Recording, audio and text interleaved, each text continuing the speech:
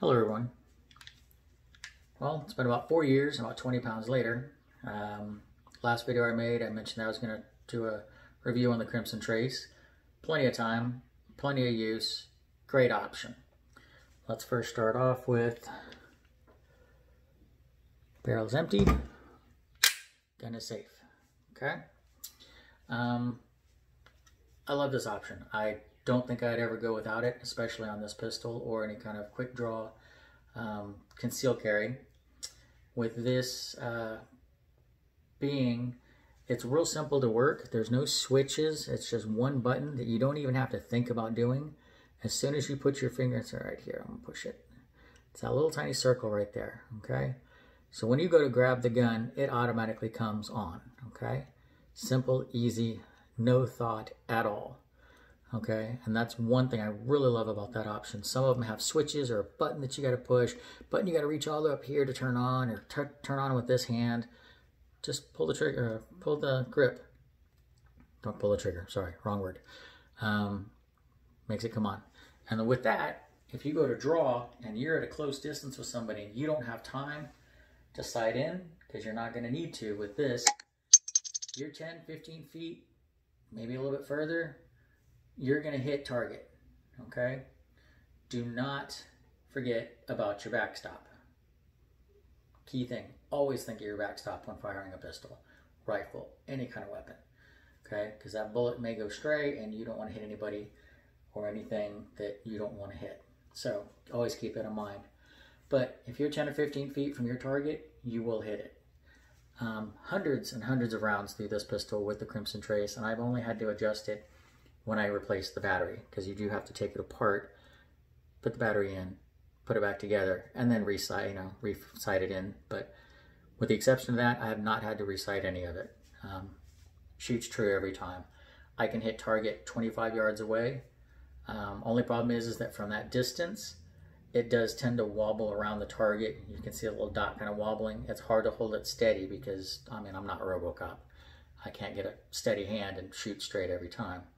But close range, not a problem. I mean, it's a real good sight. You can see the different brightnesses on different types of material. Great option. Would not go without this on this pistol anyway. Now with that, because it does add an extra piece to it, I don't know if they actually make holsters to accommodate it. And I don't care if they do, because I make my own. Same kind of holster as I had on the last one.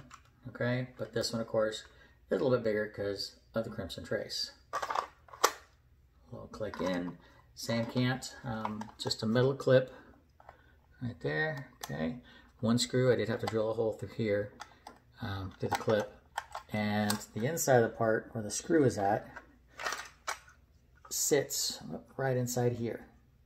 Okay, so it's not going to scratch the gun. If you can tell, there's no markings from when I've slid it in. Okay, you can see the screw inside there. Sits right there. Okay, easy enough. Let me tuck this right in to put it on. Real simple. Just lock it right on to the belt, inside the pants. I can slide it back. I can slide it forward. I've slept for hours with this thing, even laid on it while I was sleeping. I can adjust it so if it's like, oh man, that's kind of digging into my hip a little bit now, let me just tweak it a little bit. Let me cant it. It's called canting. Cant it a little bit so that way it's not pushing on that part where it hurts, where it's uncomfortable. Or I can just slide it forward. Okay. Never had a problem with this clip. This thing has worked great and wonders. Never had it pull out the holster when I'm trying to draw. I do go to the shooting range and I will do a one-shot draw and then put it back. One-shot draw and put it back. Like I said, never had issues with it coming out. Okay, real simple. Do this real quick. I am going to put in the added. I did get a extended magazine. It's a 9-round magazine, and I did add the little pinky extension. I do not like this being a 9-round, because if you load 9 rounds into it, it will not fire the first 2 rounds. There's too much tension on the spring, causes the bullet to jam up before it gets into the chamber. So you have to eject those 2 rounds, and then after that, 7 through the end, those tend to work fine, but there's too much spring tension to fire the first 2 rounds. So do not put 9 rounds into this unless you have tweaked it or figured out some way for it to work better. Okay, so once again, this is empty, kind of still empty. I'll put it in here just to show you how well it draws. Okay, this also has a little bit of pinky, because otherwise my pinky tends to hang off the bottom. So adding the extra distance on the magazine plus the little end piece. Okay. I'll put it in here now. When you put it in, you got to be careful you don't snag on your shirt, because that does make a difference when you try to draw the weapon. Real quick draw, and again, get it in there, and real quick draw. Okay, so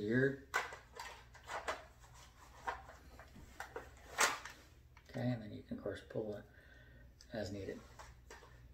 That's it. That's the concealed carry holster, the 709 Slim Taurus, and the Crimson Trace. You can also wear it on the outside if you want. It's not going to go anywhere, but it might flip around a little bit. But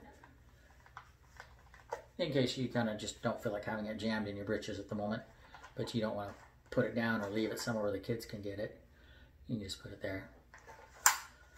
But that's it. 709 Taurus Slim, once again, with the Crimson Trace and the homemade holster.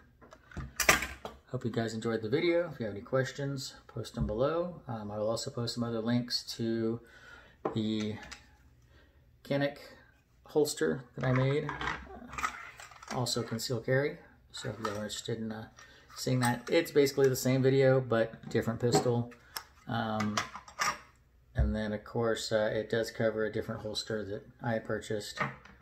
Anyway, any questions, post them below, and have a good day. Stay safe.